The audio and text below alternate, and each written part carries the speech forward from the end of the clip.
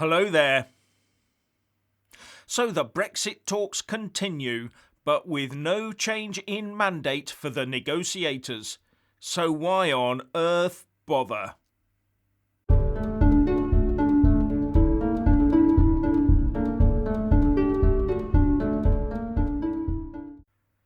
Firstly, please subscribe and like this video to give my channel a boost, and I'm always uploading new content, so please do check back daily, and a big thanks to my Patreon and PayPal supporters.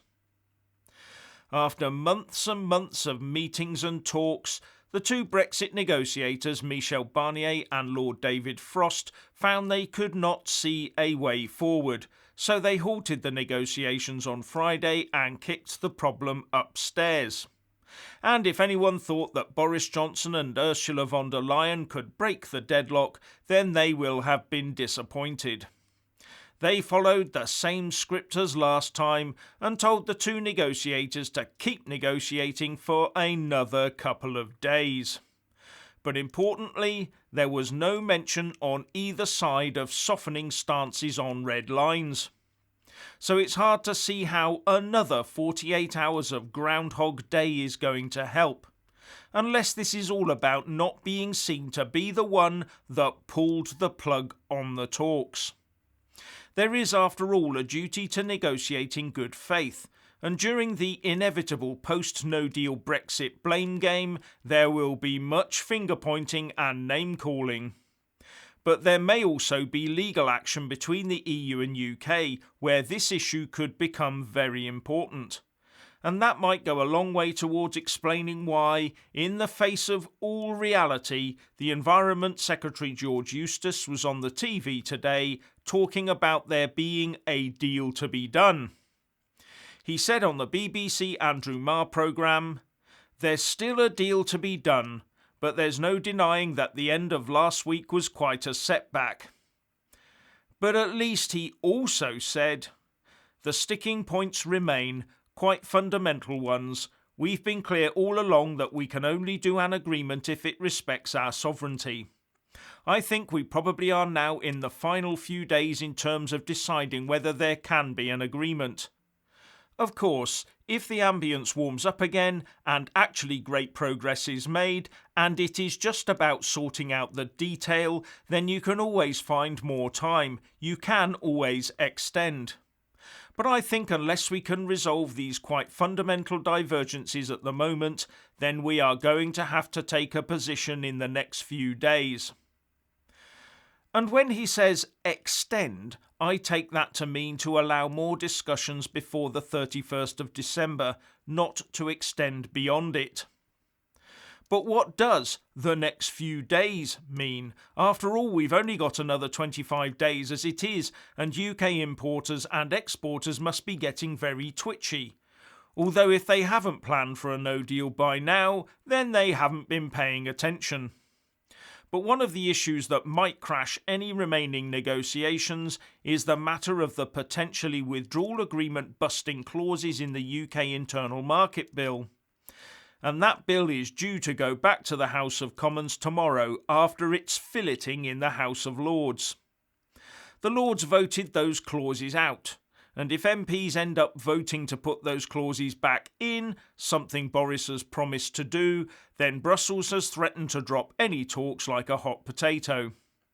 But there is the matter of a new bill coming forward now as well. This new bill is the Taxation Post-Transition Period Bill, and is due to be put before Parliament this coming Wednesday.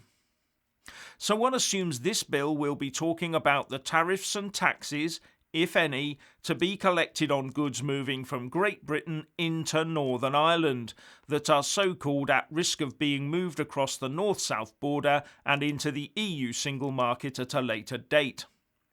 But to do that, it would almost certainly have to contain clauses that mirror those in the UK Internal Market Bill.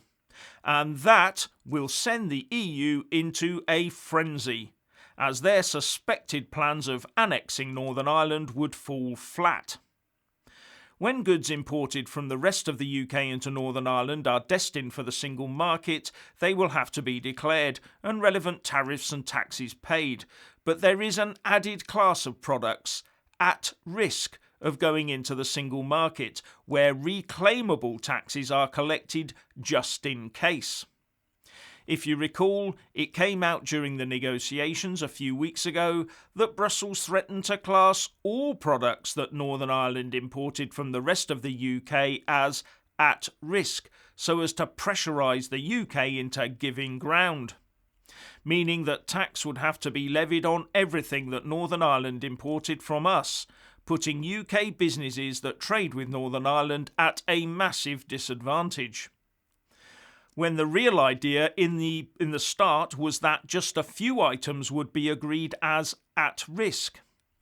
Yes, they can reclaim the money if they can prove that the goods stayed in Northern Ireland, but it all adds cost and time to the process. And the EU was using this threat as leverage to get other concessions out of us.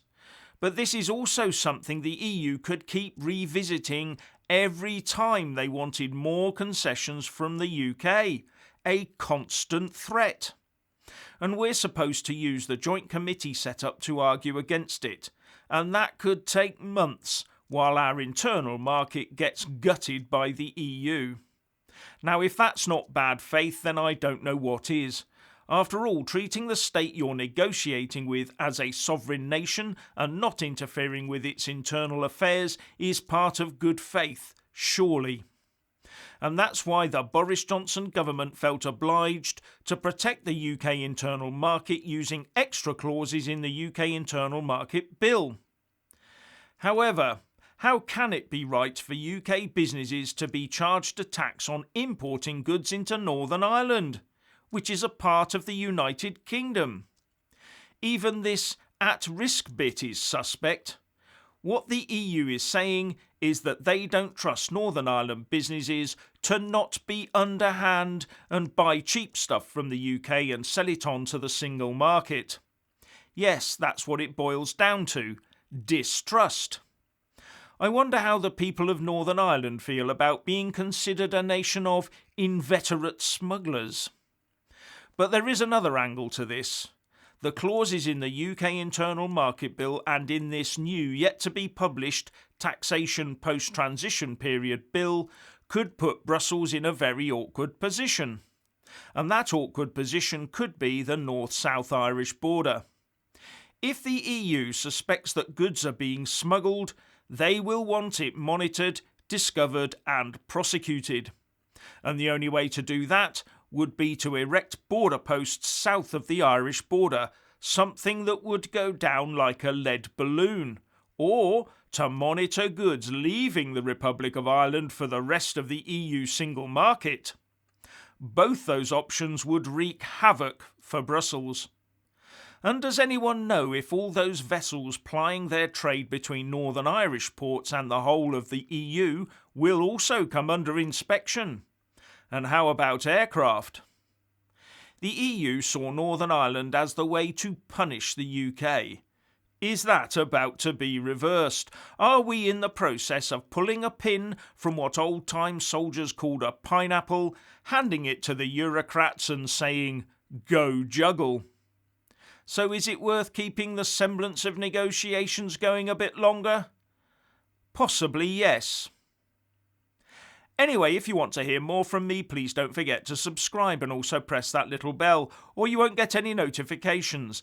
And if you want to see more of me, buy a mug with my mug on it by following the link in the descriptions box below and support me on Patreon or PayPal.